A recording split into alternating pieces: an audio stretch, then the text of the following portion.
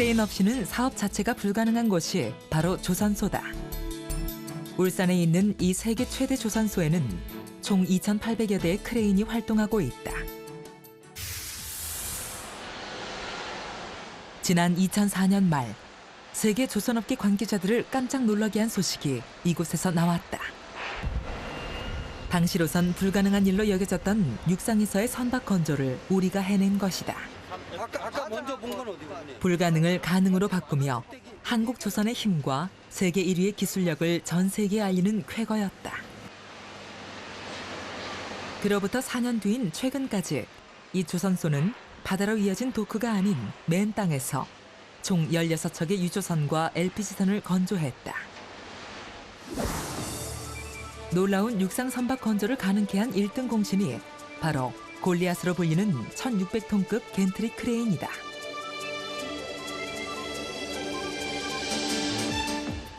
세계 최대 조선소인 이 조선소의 상징이기도 한 이 골리앗 크레인은 처리 능력과 규모에서 단연 세계 최대다.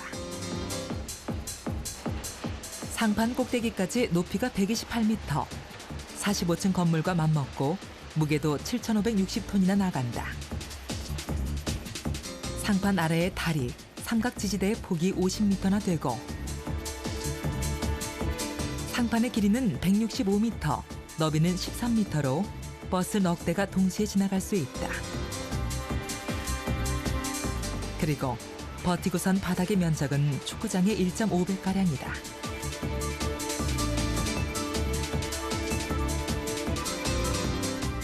엄청난 규모 덕분에 골리앗 다리 사이에서 현재 원유 운반선과 LPG선 4척이 동시에 건조되고 있다. 탑재 블록을 대형화시킴으로써 능률과 안전성에서 탁월한 능력을 발휘하는 골리앗. 이 조선소가 골리앗을 들여온 것은 6년 남짓 됐지만 만들어진 것은 1974년으로 34년 전의 일이다. 골리앗의 고향은 스웨덴의 말메다. 첫 돌인 1975년까지 조선 최강국 스웨덴의 코쿰사 조선소에서 위용을 뽐내온 골리앗 크레인. 하지만 코쿰사의 도산으로 25년가량 자리만 차지하는 애물단지가 돼버렸다. 우여곡절 끝에 현대중공업이 2002년 새 임자로 나섰고 그해 9월 말메에서 6개월간에 걸쳐 해체 작업을 한다. 10여 개국의 기술자가 참여한 대작업이었다. 당시 이 골리앗이 울산행에 오르자 스웨덴 언론들이 말메가 울었다는 제목으로 안타까움을 표현해 이후 말메의 눈물이란 별명이 붙었다.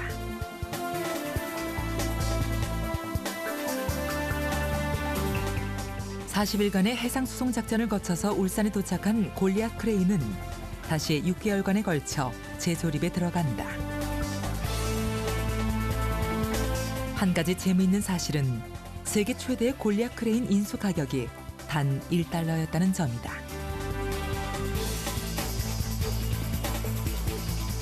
그러나 실제로 해체와 운반 그리고 재설치에 소요된 비용은 어마어마했다.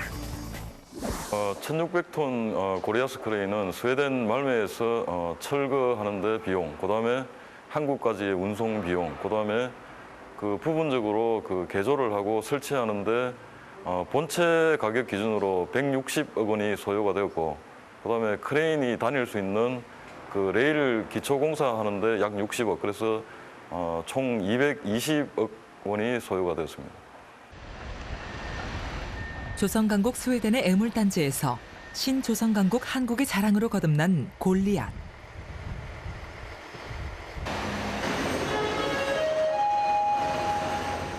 지상 100m 높이에 있는 골리앗 크레인의 운전실로 가려면 3명이면 꽉 차는 엘리베이터를 타야 한다.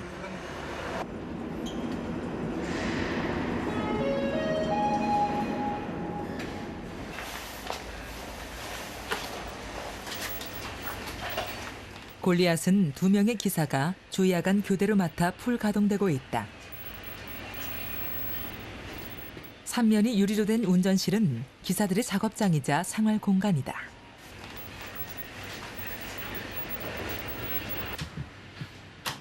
오늘 골리앗이 하는 일은 무엇일까?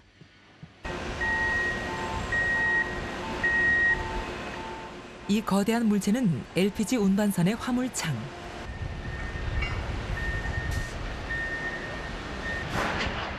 골리앗 크레인에 거대한 쇠줄이 연결된 고리를 화물창에 거는 작업이 한창이다.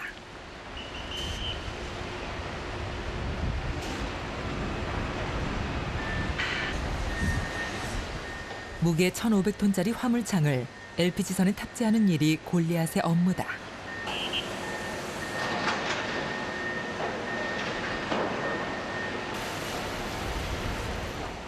하나로 조립된 화물창 탑재는 골리앗 덕분에 가능해진 신공법이다. 지금까지 서너 개로 나누어 선체에 장착하던 이를 1,600톤급 골리앗을 이용해 한 번에 장착할 수 있게 된 것이다.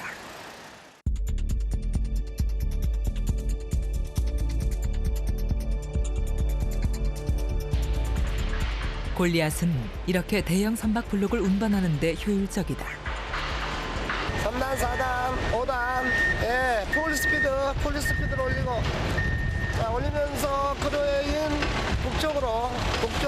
북쪽 3번 내리고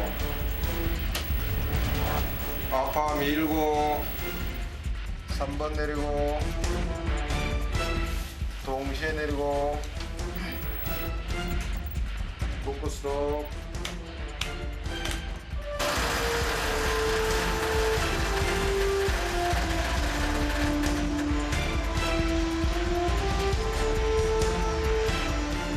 작업을 시작한 지 2시간여가 지났다.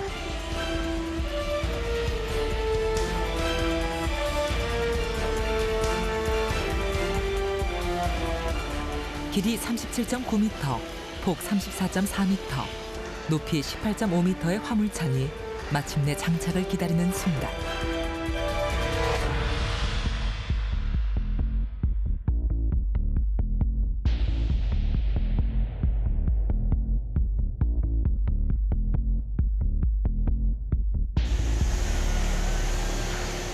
LPG선에 두 번째 화물창이 안착했다. 브록을 들고 탑재를 했을 때에 그 뒷작업을 하는 사람들이 가장 작업을 하기 좋게 조건으로 탑재를 해줘야지 공수도 절감이 되고 품질에도 좋은 영향을 미칩니다. 아래 브록이랑 위에 브록이랑 정도가 안 맞아가지고 틈이 벌어진다고 그러면 우리 옷을 만들 때 바느질을 한다고 비교하면 꼬매기가 상당히 어렵겠죠. 그거하고 딱 같은 그 원리라고 보면 되겠습니다. 그래서 저희 골리앗 크레인이 상당히 웅장하고 덩치가 큽니다만은 그 정도를 어디까지 컨트롤 되느냐 미리 단위까지 컨트롤 할 수 있습니다. 지난 2006년부터 육상에서 건조하기 시작한 LPG선. 오는 11월에 발주사에 인도될 예정이다. 그렇다면 육상에서 건조된 선박은 어떻게 진수를 시킬까? 먼저 선박을 레일 위로 밀어서 바다에 떠있는 바지선으로 옮긴다. 선박을 실은 바지선을 수심이 깊은 바다로 옮긴 후 바지선을 잠수시켜 선박을 바다에 띄우는 것이다.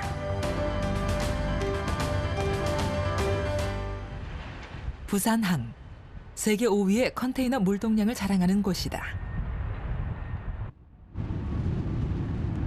수많은 컨테이너들이 이곳 컨테이너 보드를 통해 하역된다.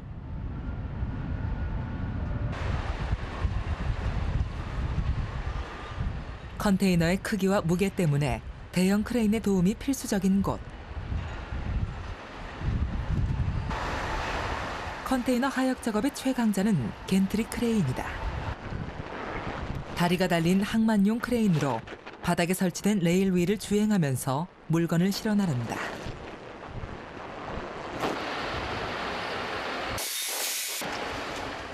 아침 8시, 겐트리 크레인의 운전기사가 출근을 한다.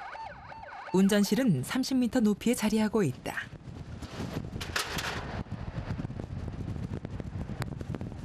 칠 년 경력의 김영식 기사에게 바닷바람이 먼저 아는 체를 한다. 하지만 바람은 반갑지 않은 손님. 오늘따라 바람이 제법 분다.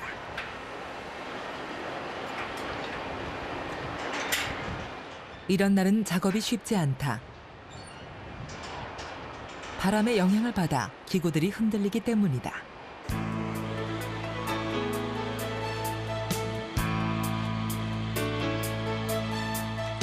두 평 남짓한 좁은 운전실. 운전실은 펼쳐진 빔을 따라 컨테이너 선박 위를 오가며 물건을 실어 나른다. 겐트리 크레인이 컨테이너를 들어 올리는 모습을 보자. 스프레드라고 불리는 평평한 철판의 내귀퉁이에 부착된 갈고리. 그 갈고리의 날개를 유압으로 신축해서 컨테이너를 짚는다. 트롤리가 옆으로 움직여서 컨테이너를 트럭에 안전하게 하역한다. 그런 다음 이번엔 반대로 갈고리를 빼내면 되는 것이다.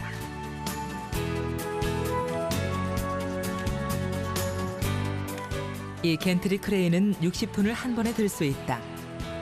하루 종일 바닥을 내려다보면서 40피트 크기의 컨테이너를 옮기느라 바쁜 김영식 기사. 40분 내릴게요. 하루에 얼마나 실어 나르는 것일까? 본선 상황에 따라서 다른데 오늘 같은 경우는 좀 바람도 많이 불고 작업하기가 조금 힘든 날씨거든요. 그래 평균적으로 저희들 그러니까 뭐 대기 시간 같은 경우 뭐 그런 것도 다 감안을 해서 잡는 개수가 시간당 한 32~33개를 잡고 있거든요.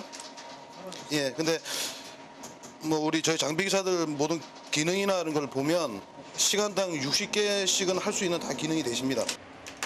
하역 작업의 최대 변수는 풍속이다. 오늘의 평균 풍속은 초속 14.2m. 스프레더가 너무 흔들리고 있습니다. 초속 20m를 넘어가면 작업을 일시 중단해야 한다.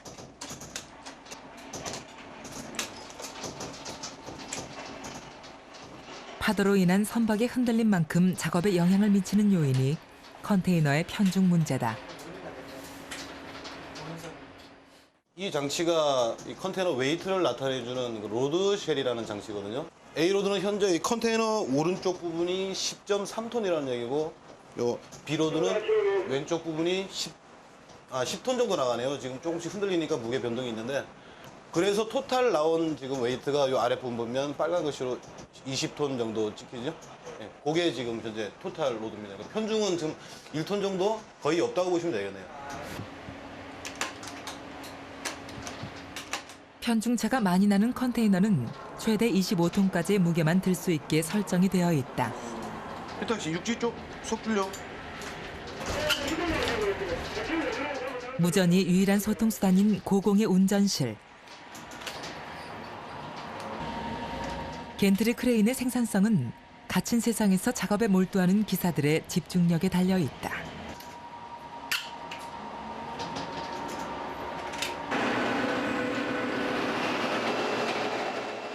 저녁 6시 퇴근 시간까지 하루 12시간 쉴 새 없이 컨테이너를 실어 나르는 프로의 손길이 있어 부산항은 컨테이너 부드로서 제 역할을 해낼 수 있는 것이다.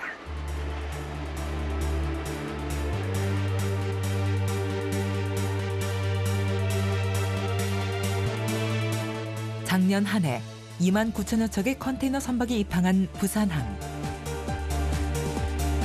밤이 돼도 부산항은 잠들지 않는다. 하역 작업은 24시간 계속된다.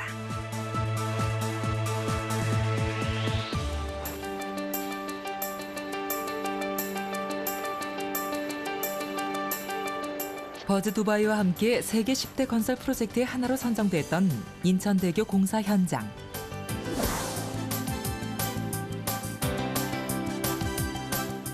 인천대교는 인천국제공항이 위치한 영종도와 송도국제도시를 연결하는 왕복 6차선 도로다. 지난 2005년에 공사를 시작, 현재 70% 정도의 공정을 마친 상태다. 국내 최장의 사장교인 인천대교의 중심 교각인 주탑. 역 Y자형이 돋보이는 주탑의 높이는 238.5m로 63빌딩에 버금가는 높이다. 주 공정인 주탑 건설을 포함해서 인천대교 프로젝트에는 대형 해상 크레인의 활약이 두드러진다. 그중 가장 앞거는 3,000톤급 해상 크레인이다. 높이 86m, 폭 45m. 우리나라에 단 2대뿐인 초대형 해상 크레인이다. 3,000톤급 해상 크레인이 가뿐히 들어올린 건 선박 충돌 방지 시설이다. 높이 40m, 무게 900톤. 지름도 25m나 되는 거대한 원통형 구조물이다.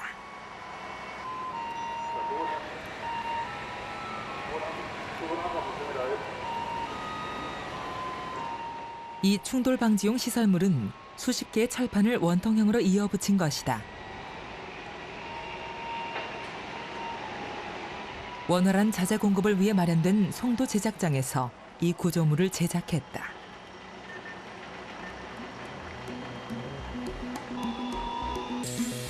아침 6시부터 작업을 시작한 해상 크레인이 드디어 목적지를 향해 출발했다.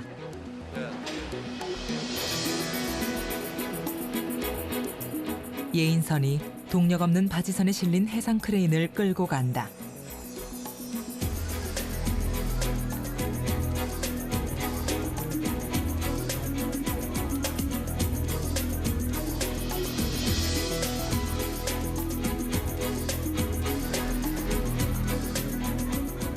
제작장을 떠난 지 2시간여 만에 목적지에 도착한 해상 크레인. 장소는 사장교와 이어지는 접속교 교각 부근이다.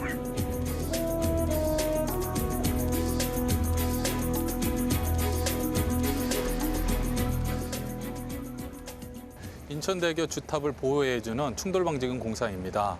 본 공사는 항해하는 선박들로부터 충돌 시에 주탑을 보호해주고 항행하는 선박들의 안정성을 확보하기 위하여 육상에서 제작되어 있는 셀을 해상 크레인을 이용해서 운반하여 해상에다 설치하는 해상 구조물입니다.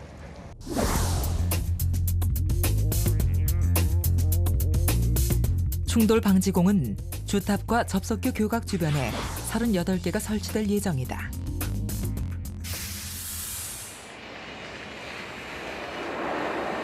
최대 10만 톤급 선박과의 충돌에서도 다리를 지킬 수 있게 설계된 충돌 방지공. 바다에 심어지는 충돌 방지공은 자동차 범퍼 같은 역할을 하는 것이다.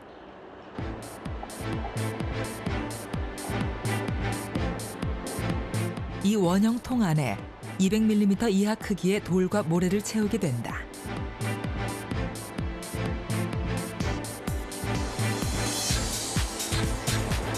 해상 크레인은 파이프 구조물을 박는 작업에도 한몫을 한다.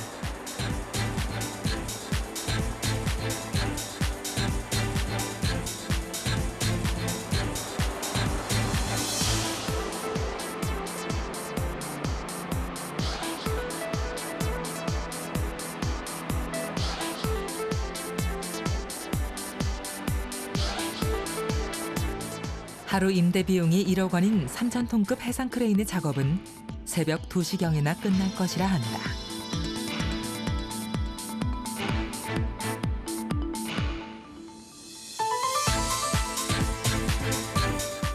인천대교는 사장교의 기초로부터 공사가 시작됐다.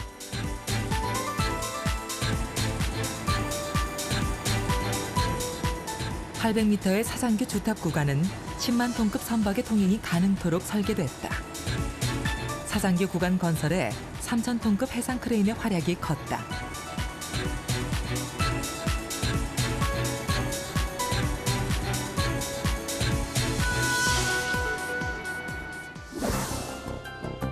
길이 105m, 무게 2,700톤의 상판을 들어올린 것도 3,000톤급 해상 크레인이었다. 최대 100m까지 물체를 들어올릴 수 있는 능력도 73m 높이의 상판을 드는데 안성맞춤이었던 것이다.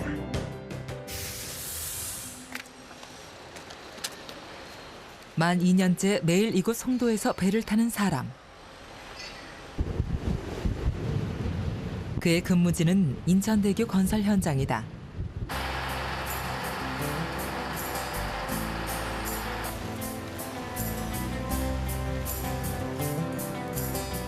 그는 자신이 하는 일에 남다른 자부심을 가지고 있다.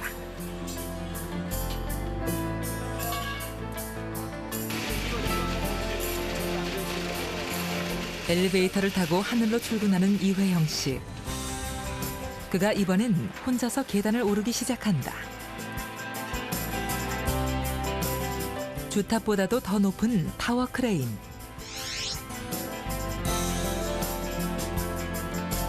아찔한 높이임에도 그의 발걸음엔 한치의 떨림도 없다.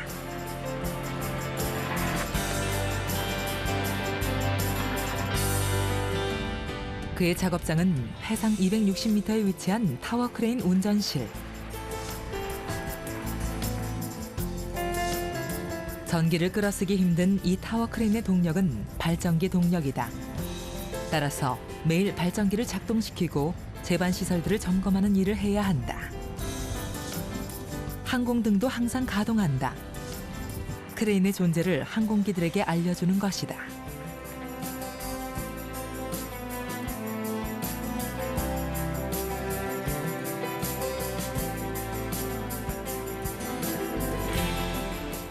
타워 크레인이 요즘 하는 작업은 상판을 잡아주는 케이블에 발판을 장착하는 일. 처음 골조를 올릴 때는 맞교대로 24시간 작업했지만 지금은 야간 작업은 드문 편이다.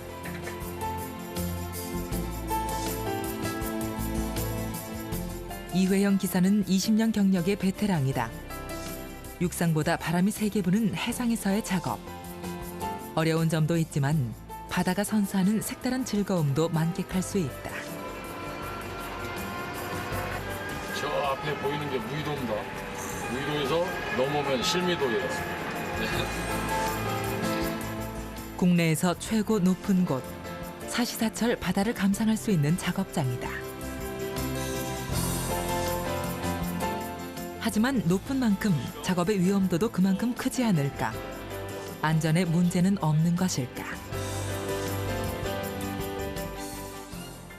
안전장치가 손에 닿는 데마다 있거든요. 여러 가지 있습니다. 이 판넬 안에 자체에도 안전장치가 있고 이 모든 거는 또 이 네바에 있거든요. 제대로 잡지 않고 옆에서 살짝 건든다든가 그러면은 파워가 전원이 나가버립니다. 그래서 작동을 안 해요. 이게 다 안전장치죠. 제대로 전원을 놓고 제대로 잡고 해야지만이 작동이 되는 겁니다. 한 번 올라오면 혼자 일해야 하는 시간이 10시간가량. 쉬운 일만은 아닐 것이다. 지금은 너무 높다 보니까 밑에 사물이 구분이 안 되죠. 사람도 진짜 개미같이 보이고 전혀 구분이 안 됩니다. 그래서 단 작업할 때 다 모든 걸 다 무전에 의지해야 되죠. 그래서 제일 힘든 부분은 무전기 스트레스입니다. 이제 저희가 모든 거를 이 무전을 하다 보니까 이 무전기 스트레스가 제일 심해요. 작업을 하고 있는데 갑자기 옆에서 끼어든다든가 그러면 무전이 안 돼버리거든요. 그러니까 서로 1대1로 얘기를 했을 때만 제대로 무전이 되는데 저희 둘이 작업을 하고 있는데 다른 부분에서 들어와 버리면 아무 소리는 안 들립니다. 아예.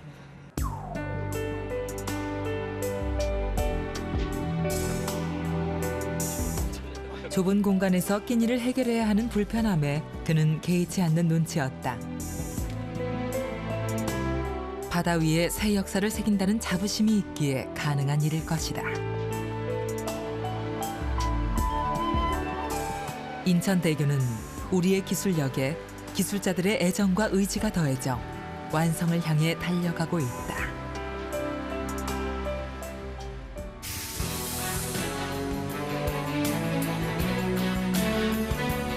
인간의 무한한 도전 정신에 부응해서 건축물이 초고층 시대를 지나 하이퍼 고층 시대로 접어드는 지금 크레인도 진화하고 있다.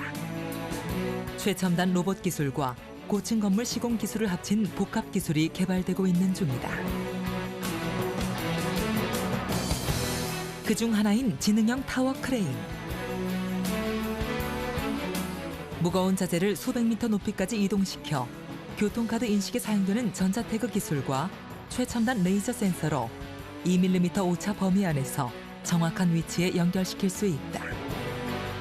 크레인이 첨단 기술의 결정체로 우리 앞에 우뚝 설 날이 그리 머지않은 것이다.